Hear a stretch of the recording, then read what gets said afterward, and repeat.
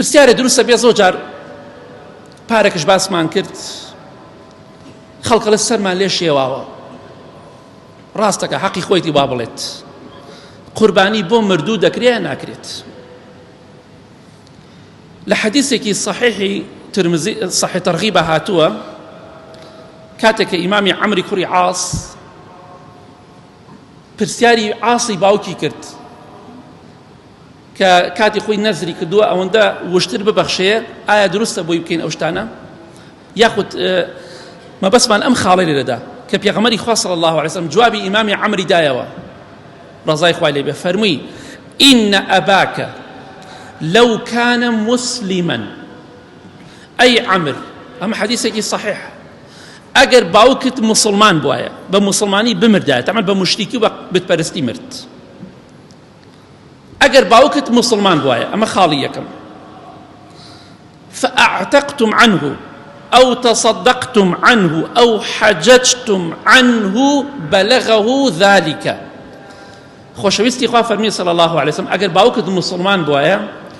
تۆ کۆیلت بۆ ڕزگار کردای کۆیلت بکرای عەبدت بکرای و ڕزگارت کردای بۆی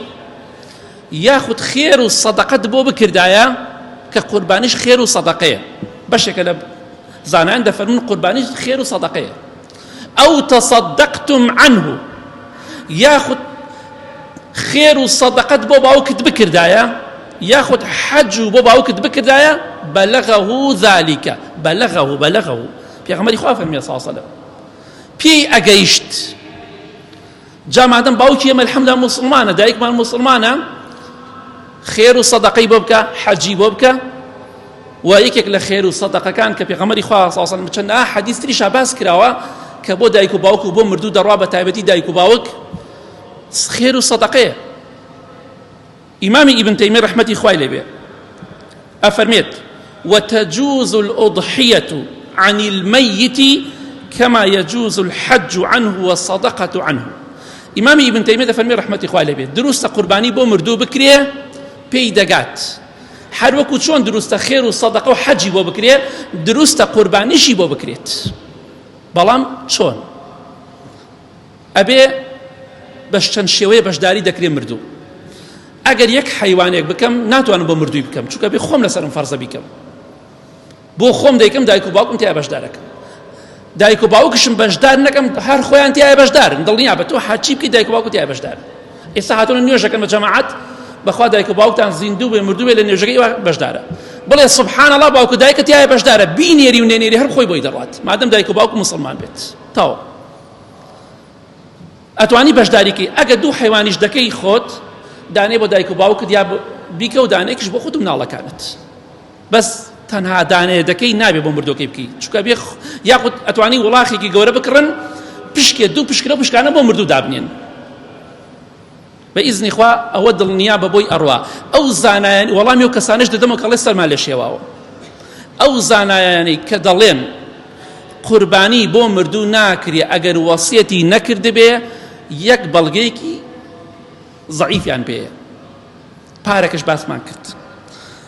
ئەڵێ ئیمامی عەلی ڕەزای خوا لێ بێت دوو بەرانی هێنا دوو بەران ئەم حەدیثە صحیح نییە ڕاست نییە دوو بەرانی هێنا سەری بڕی فەرمووی پێغەمبەری خوا صلی الله علیه وسلم وەسیەتی بۆ من کردووە